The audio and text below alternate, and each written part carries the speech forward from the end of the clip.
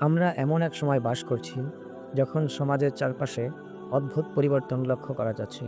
মানুষ আগের মতো আন্তরিক আর সহানুভূতিশীল থাকছে না। একজন আরেকজনকে সাহায্য করার বদলে আজ সবাই শুধু নিজের স্বার্থ আর লাভের দিকেই বেশি মনোযোগী হয়ে উঠছে। প্রতিদিন সংবাদে দেখি হত্যা, খুন, মাদক, দুর্নীতি, ধর্ষণ আর প্রতারণার খবর।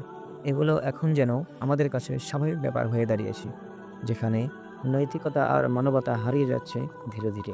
কিন্তু আমরা ভুলে যাই, সমাজ মানে শুধু রাষ্ট্র বা সরকার নয়। সমাজ মানে আমি, আপনি, আমরা সবাই। সমাজকে পরিবর্তন করতে হলে প্রথমে আমাদের নিজেদেরকে পরিবর্তন করতে হবে। যদি আমরা প্রত্যেকে সনাত্যবাদী হই, সততার সঙ্গে চলি, বাবা-মা ও বড়দের সম্মান করি আর অসহায় মানুষের পাশে দাঁড়াই, তাহলে এই সমাজে আবার আলো ফিরে আসবে।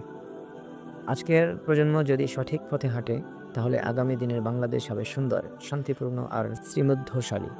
চলুন আমরা আজ প্রতিজ্ঞা করি, নিজের জীবন থেকেই শুরু করব এই পরিবর্তন।